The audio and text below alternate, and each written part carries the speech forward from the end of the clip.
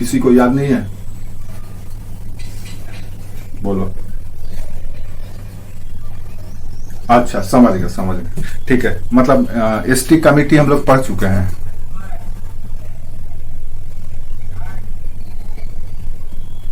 ठीक है, नेक्स्ट एक और इंपॉर्टेंट कमेटी है जो आपसे पूछा जाता है, वो है रंगराजन कमेटी।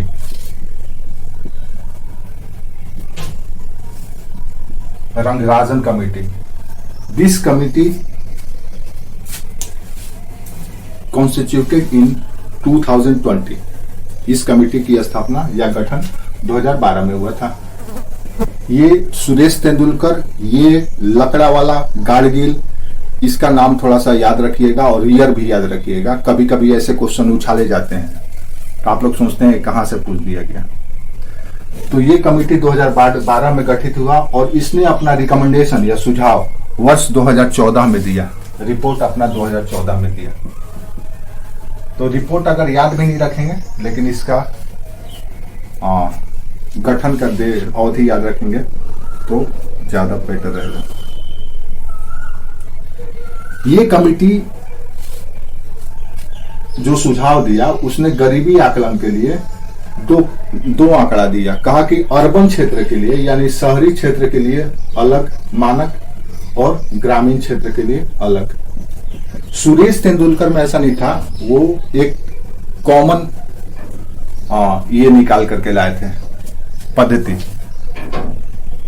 तो इसमें क्या था कि शहरी के लिए अलग और ग्रामीण के लिए अलग गरीबी का आकलन। और ये चीज आपको कहां मिलता है? लकड़ा वाला कमेटी में। लकड़ा वाला कमेटी में ये मेथड ही अपनाया गया था, शहर के लिए अलग और ग्रामीण के लिए अलग। जैसे शहरी लेबर के लिए सीपीआई लेबर और सीपीआई एग्रीकल्चर।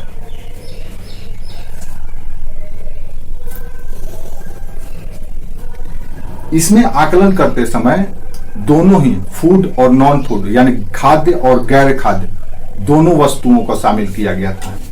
काहे के लिए? गरीबी आकलन के लिए। तो इसमें जो आप कह सकते हैं कि जो निर्धारक तत्व था या आप कह सकते हैं कि इसका जो वेरिएंट था या चर था वो दोनों था, फूड और नॉन फूड, खाद्य एवं गैर खाद्य दोनों को शामिल किया गया था इसमें। और तेंदुलकर में अंतर ये था कि ये एमएमआरपी मेथड पे था, एमएमआरपी, और तेंदुलकर का था एमआरपी। याद ही है एमआरपी क्या है, एमएमआरपी क्या है? तो ये मॉडिफाइड मिक्स्ड रिकॉल पीरियड पे था, यानी कि इसमें 3 चरण या 3 अवधि दिया गया था, 365 डेज, 30 डेज एंड 7 डेज।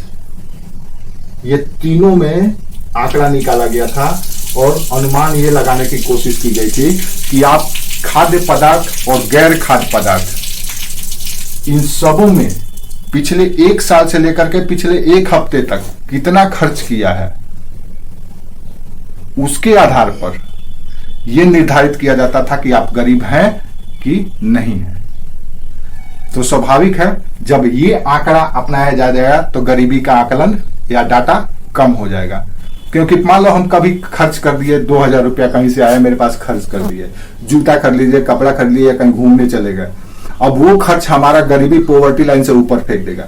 पता चला कि हम ये खर्च किए थे तो इसका मतलब है कि इतना आप खर्च किए हैं तो आप गरीब नहीं है, आपने कंज्यूम किया है। तो इसीलिए इस मेथड में भारत में गरीबी सबसे कम दिखाया गया कि सबसे कम पॉवर्टी है भारत में। कौन अभी क्विट किया है? सुभद्रा। ठीक है, ये एमएमआरपी मेथड पे था। एक और अंतर था इसमें कि तेंदुलकर कमेटी में जो गरीबी आकलन किया गया था वो हर एक व्यक्ति के लिए आकलन किया गया था। यानी कि जो खर्च की बात की गई थी, आपने कितना खर्च किया, आपके परिवार से उसको मतलब नहीं है, आपने कितना खर्च किया। यानी इंडिविजुअल को पॉवर्टी लाइन से पॉवर्टी लाइन में लाना और निकालना इंडिविजुअल पे टारगेट था, हर एक व्यक्ति पर। लेकिन ये जो रंगराजन कमेटी था, ये फैमिली को टारगेट किया, यानी कि फैमिली को बेस बनाया। यानी 5 मेंबर, परिवार के 5 सदस्यों का पिछले 1 महीना में कितना खर्च किया गया, शिक्षा में, स्वास्थ्य में, परिवहन में, एनर्जी में, खाने पीने में, कपड़ा में, जूता में, जो भी खर्च किया आपने पिछले 1 महीने में, 1 हफ्ते में, 1 साल में, पूरे एक परिवार में। तेंदुलकर साहब का ऐसा नहीं था। तेंदुलकर साहब 2 ही मेथड लिए थे, 30 दिन वाला और 365 दिन वाला। उसमें आप एक व्यक्ति कितना खर्च किया, उसके आधार पर यह निर्धारित होता था कि गरीबी क्या है या गरीबी के किस लेवल पे है। समझ में आया? एक और नया चीज इसमें यह था कि रंगराजन कमेटी, क्या हो गया? अच्छा, अब इसका क्या समाधान कर सकते हैं? ठीक है, जो क्विट किया है वो आएगा। रिदम तोड़ना नहीं है। एक और चीज इसमें ध्यान रखना है कि ये जो कमेटी था, ये कमेटी थोड़ा सा और फ्लेक्सिबल था। फ्लेक्सिबल इस मामले में था कि जैसे इससे पहले का जो कमेटी था, चाहे तेंदुलकर कमेटी हो या लकड़ा वाला कमेटी हो या रथ दांडेकर कमेटी हो, रथ दांडेकर कमेटी सिर्फ और सिर्फ कैलोरी की बात किया था। अब ये जो कमेटी था, इसने कैलोरी से आगे बढ़ करके इसने कैलोरी को तो जोड़ा ही, यानी कि कैलोरी आप कितना कंज्यूम करते हैं ये तो है ही, साथ में प्रोटीन। याद रखिए ये सब चीज पीटी के लिए बहुत इंपॉर्टेंट है, बहुत सेंसिटिव है, लड़कों को पता नहीं होता है, छोड़ करके चले जाते हैं। साथ में प्रोटीन और फैट यानी वसा आपने कितना कंज्यूम किया। अब इतनी बारीकियों से अगर किसी व्यक्ति का गरीबी का एनालाइज किया जाएगा तो स्वाभाविक है कि बहुत सारी आबादी गरीबी की रेखा से बाहर हो जाएगी। हो जाएगी कि नहीं हो जाएगी, बोलो? इसीलिए आप देखेंगे कि जहां सुरेश तेंदुलकर कमेटी के रिपोर्ट के अनुसार भारत में गरीबी लगभग 37% था, 37% सुरेश तेंदुलकर के समय उन्होंने जो रिपोर्ट तैयार किया था। वहीं इनके समय इस मेथड से जब आकलन किया गया था, गरीबी घट करके आ गया 29.5%, 29.5%। अब भाई इतनी बारीकियों से जांच पड़ताल करेंगे तो स्वाभाविक है कि कोई भी बंदा गरीब नहीं होगा। तो रंगराजन कमेटी और सुरेश तेंदुलकर कमेटी, ये अपने आप में मेंस का क्वेश्चन भी है। दोनों में कंपेयर करने के लिए पूछा जा सकता है, या आपसे पूछा जा सकता है कि कौन सा मेथड अपनाया गया है, ये सब मेथड क्या है, इसके इंग्रेडिएंट्स क्या है, तत्व क्या है, ये सब कुछ आपको ध्यान में रखना है। और इन्होंने अपना रिपोर्ट 2014 में पब्लिश किया था, इन्होंने सरकार को दिया था। ये हुआ हमारा एक महत्वपूर्ण एरिया जो आपको कमेटी से संबंधित समझना चाहिए। कमेटी की बात, अलग अलग कमेटी, अलग अलग मेथड, और उस मेथड पे अलग अलग भारत में गरीबी का अनुमान। क्लियर है? मिन्हास कमेटी से लेकर के रंगराजन कमेटी तक। अब उससे आगे बढ़ते हैं। अब एक और बारीकियां हैं गरीबी से संबंधित, पॉवर्टी से संबंधित। वो चीज है कि भाई हम बिलो पॉवर्टी लाइन कैसे निर्धारित करें, कौन होगा बिलो पॉवर्टी लाइन, यानी गरीबी रेखा से नीचे अब हम किसको माने। ये तो गरीब की बात हुआ कि आप गरीब हैं अगर ये सब चीज नहीं अगर आप करते हैं। लेकिन ये गरीबी के मेथड से सरकार को नुकसान हो रहा था। इस तरह की कमेटी, इस तरह के ये से सुझाव से सरकार को कोई फायदा नहीं हो रहा था। सरकार जैसा चाह रही थी वैसा उसको अनुमान नहीं मिल रहा था। तो इसलिए सरकार ने गरीबी के आकलन के लिए बिलो पॉवर्टी लाइन के बारे में हम बात कर रहे हैं, बीपीएल के बारे में जानकारी लेने के लिए फिर से कवायद शुरू की। अलग अलग कमिटी, अलग अलग मेथड, अलग अलग अनुमान, वो हमारा किनारा हो गया। अब हम आते हैं, देखते हैं कि बीपीएल के बारे में भी सरकार, बीपीएल यानी कि गरीबी रेखा से नीचे, बिलो पॉवर्टी लाइन के लोगों के बारे में जानकारी एकत्रित करने की प्रक्रिया शुरू की। इसकी शुरुआत एमओआरडी यानी मिनिस्ट्री ऑफ रूरल डेवलपमेंट द्वारा की गई थी। आपसे पूछा जा सकता है कि बीपीएल का निर्धारण कौन करता है, भारत के कौन से मंत्रालय द्वारा की जाती है? तो एमओआरडी के द्वारा, मिनिस्ट्री ऑफ रूरल डेवलपमेंट। ये शुरुआत दरअसल 8वीं पंचवर्षीय योजना में 1992 में शुरू किया गया था। पहली बार बीपीएल के कॉन्सेप्ट लाने के लिए 1992 में 8 ईयर प्लान में पहली बार लाया गया था। उसके बाद ये निरंतर रहा, हर एक 5 वर्ष के बाद, 92 के बाद 97 में, फिर 2002 में, और आखिरी बार 2008 में बीपीएल निर्धारण करने के लिए। वर्ष 2008 में सरकार ने, एमओआरडी मिनिस्ट्री ने एनसी सक्सेना याद रखिए, एनसी सक्सेना नामक एक कमेटी का गठन किया। काहे के लिए भाई?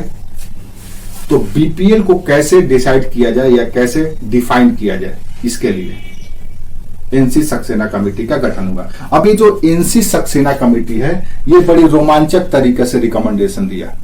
याद रखिए, ये जो बीपीएल का निर्धारण किया जा रहा है एनसी सक्सेना के द्वारा, ये सिर्फ और सिर्फ रूरल पॉवर्टी एस्टिमेट के लिए, रूरल बीपीएल पॉवर्टी एस्टिमेट के लिए, ग्रामीण बिलो पॉवर्टी लाइन के आकलन के लिए एनसी सक्सेना कमेटी वर्ष 2008 में गठित हुआ। अब ये जो एनसी सक्सेना कमेटी आया, ये गजब का उथल पुथल लाया। इसने बहुत सारे ऐसे लोगों को गरीबी रेखा से बाहर फेंक दिया जो लाल कार्ड, पीला कार्ड, हरा कार्ड बनवा करके मजा मार रहे थे, रहते थे 5 मंजिला मकान में, रहते थे, घूमते थे बोलेरो पे और जिप्सी पे, सुमो पर, सफारी पे, और कार्ड बना करके रखे थे, सब्सिडी का मजा उठा रहे थे, सब कुछ ले रहे थे। तो इसीलिए सरकार ने वर्ष 2008 में, याद रखिए 2008 किसकी सरकार है? बीजेपी की सरकार नहीं है। ये उस समय किसकी सरकार हो सकती है? इस समय वेरी गुड। तो उस समय भाई, अब वो इकोनॉमिस्ट बंदा है, तो अपने खर्च को कम करने के लिए उसने एनसी सक्सेना कमेटी का गठन कर दिया। और इस कमेटी ने जो सुझाव दिया, वो गांव के जितने भी भूमिपति, धनाढ़ जैसे लोग थे, उनके लिए ये थोड़ा सा अभिशाप की तरह साबित हुआ। इन्होंने जो निकाला या मेथड दिया, वो दो मेथड था।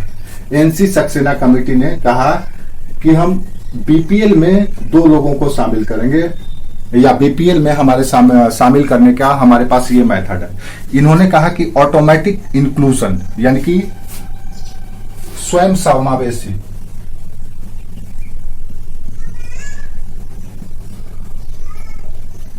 और ऑटोमेटिक एक्सक्लूजन, यानी कि जो स्वयं बाहर हो जाएंगे।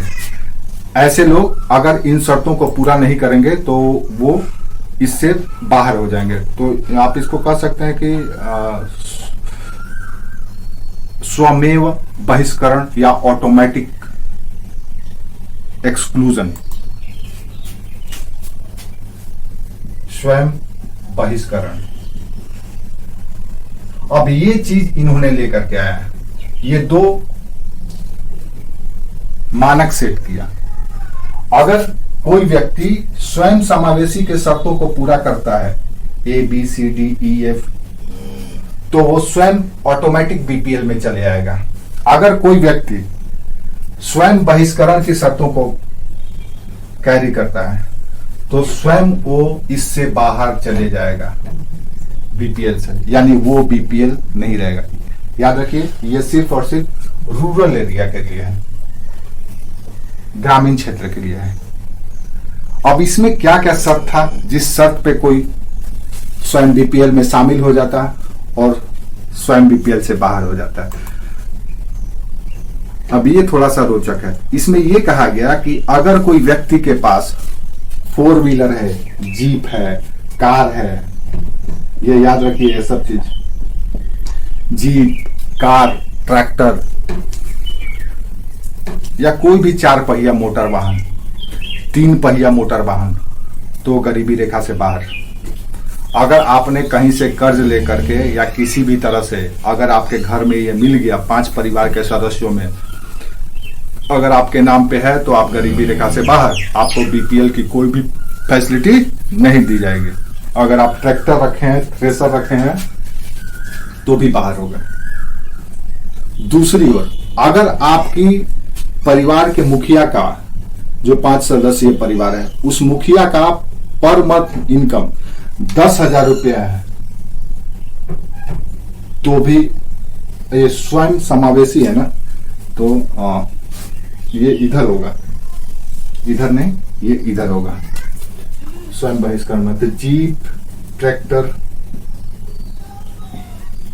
मोटर वाहन, 3 पहिया वाहन और 10,000 रुपया अगर महीना कमाते हैं तो आप बाहर हैं। ये स्वयं बहिष्करण हो गया। अब आप चाह करके भी गरीबी रेखा में या गरीबी रेखा का मजा नहीं उठा सकते हैं, बीपीएल नहीं बना सकते हैं।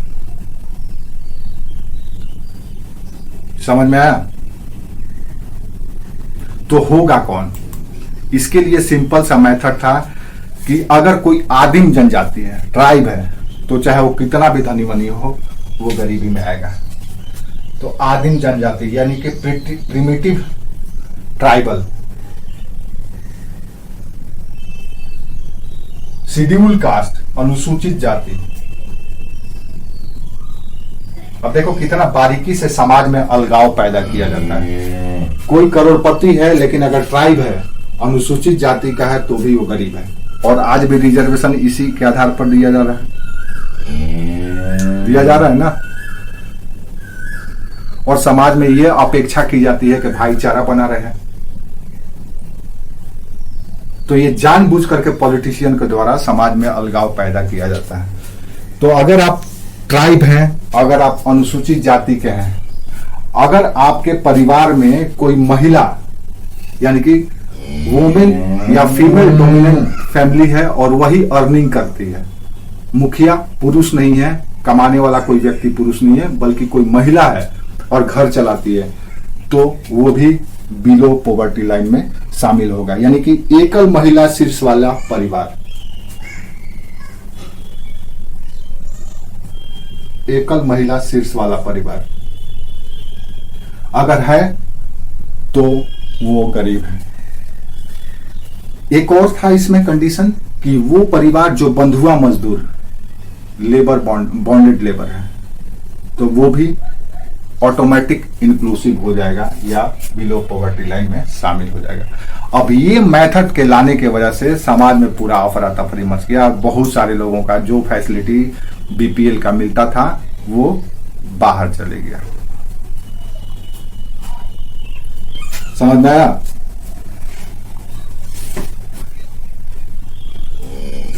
SC Saxena, NC Saxena, NC Saxena, Sinha ji हैं, लाला जी हैं, सक्सेना साहब बहुत तेज होते हैं लोग, श्रीवास्तव, सिन्हा, सक्सेना, अगर ये लोग मिले तो समझ लो कि बड़ी तेज नस्ल के लोग हैं ये लोग। क्यों? क्योंकि ये हाइब्रिड, ये जेनेटिकली मॉडिफाइड ब्रीड है इनकी। अगर आप कह सकते हैं कि वंशीय ऐतिहासिकता देखेंगे आप, एसेंडेंसी देखेंगे, तो ये जाति दरअसल ब्राह्मण पुरुष और शूद्र कन्या का संतान है। इतिहास में आप लोग पढ़े होंगे।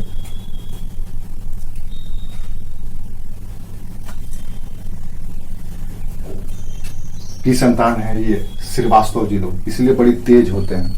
इनमें दोनों ही बुद्धि होता है। अवसर पड़ने पर ये एससी भी बन जाएंगे और जरूरत पड़ने पर ये जनरल भी बन जाते हैं, इसीलिए इतना तेज होते हैं। और इनके जो मूल पुरुष हैं चित्रगुप्त, वो भी ब्रह्मा की ही संतान है। अब ये जो सक्सेना कमेटी आया, इस सक्सेना कमेटी ने ये अनुमान लगाया कि भारत की जो 2008 के आकलन के अनुसार की, तो भारत में जो जनसंख्या की गरीबी की जो जनसंख्या है वो लगभग 24.5 करोड़ या 24.3 करोड़ आबादी गरीब है।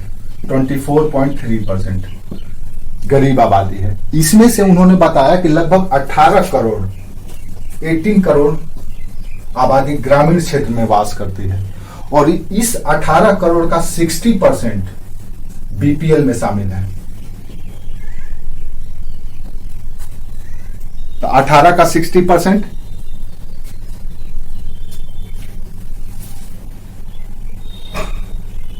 अठारह का 60%, 18 गुने 6, हाँ, यानी कि 10,800 व्यक्ति बीपीएल, सॉरी 18 करोड़ है, तो यानी कि 10 करोड़ 80 लाख व्यक्ति बिलो पॉवर्टी लाइन में है पूरे भारत में, ग्रामीण क्षेत्र में। ऐसा इन्होंने एससी सक्सेना कमेटी ने बताया। तो ये बहुत ही इंपॉर्टेंट था जो आपको जानना चाहिए। ठीक है। इसी तरह का एक और कमेटी गठित किया गया, ये तो रूरल एरिया के लिए हुआ, अर्बन एरिया के लिए वर्ष 2012 में। नेक्स्ट, अर्बन पॉवर्टी एस्टिमेशन के लिए अलग से सेपरेट एक कमेटी गठित किया गया। अब हम उस पर बात करते हैं।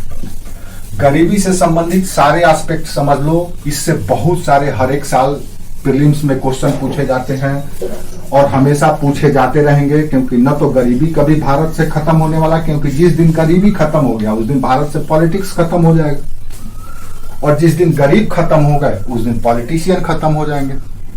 तो गरीबी को खत्म करें चाहे नहीं करें, हमको गरीबीपन को खत्म करना होगा, क्योंकि गरीबीपन एक मानसिकता है, मेंटालिटी है, और गरीबीपन कभी खत्म ही नहीं होगा, क्योंकि गरीबीपन या मेंटालिटी एक ऐसा चीज है जो कंपैरिजन से पैदा होता है। किसी से तुलना करके हमारे अंदर गरीबी का एहसास हो जाता है। एग्जाम्पल अगर देखना है तो आप बिहार के करोड़पति और अरबपति आदमी हो, दिल्ली के किसी लोकल्स का जो 2 BHK का फ्लैट में रहता है, उसके सामने भी आप जाएंगे तो आपको अपना गरीबीपन महसूस होगा। ये प्रैक्टिकल बात बता रहे हैं। तो ये मेंटालिटी यानी गरीबीपन कभी खत्म नहीं हो सकता। गरीबी को आप खत्म कर सकते हैं एक लिमिट तक, कि हमने जो फंडामेंटल या बेसिक नीड्स था वो प्रोवाइड करके आप गरीबी को खत्म कर सकते हैं, लेकिन गरीबीपन कभी खत्म नहीं हो सकता है। वर्ष 2012 में मिनिस्ट्री